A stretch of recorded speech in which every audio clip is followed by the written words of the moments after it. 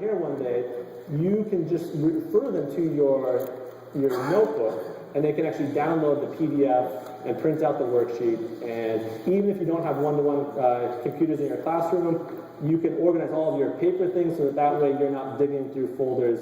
Because I hate paper, and I look like that lady with those papers behind her without something like this.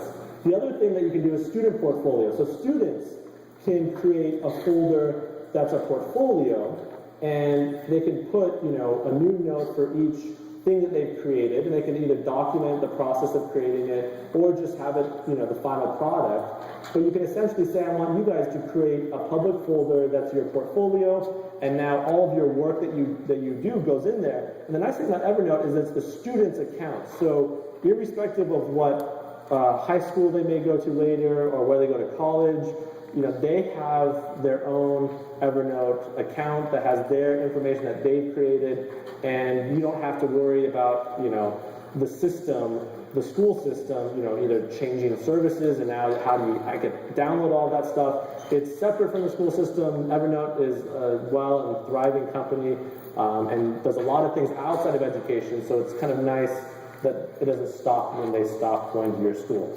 So those are two things that you can do with the publish feature of Evernote. And then the third thing is evaluate.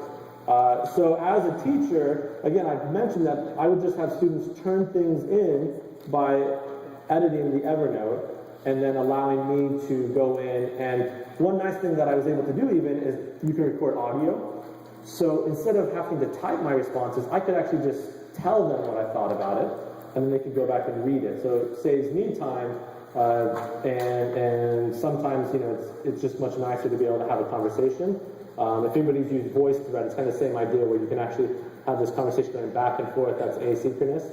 So those are three things that I think that we can do with it. But now, I know there's a lot more out there, and I know you guys have a lot more ideas. I'll show you a couple extensions, and then I want to give you guys some time to dream up a new way to use it and to share that new way with each other, depending on how much time we have. Okay, we have 15 minutes. So, first, the teacher toolbox. Peek.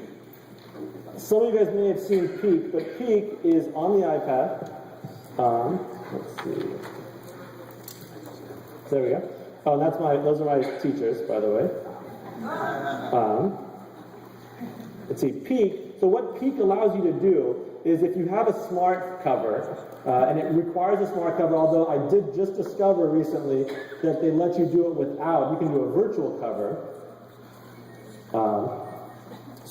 But it lets you pick from your Evernote. You can create your own, or you can go on and find somebody else's. It's a simple study guide tool that's a flashcard. So let's go ahead and take a look at... Let's hop off the network everybody else is on.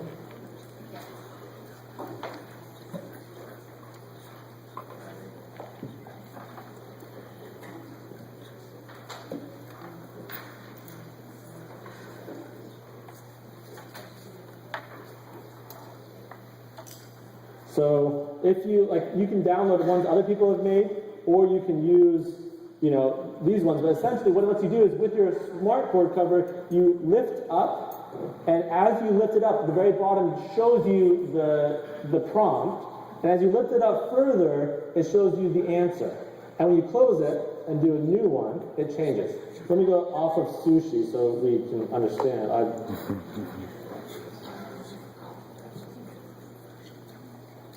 So I can go through, and the more times I flip, you see it keeps changing, and I can guess, oh, okay, yeah, that's sweet shrimp.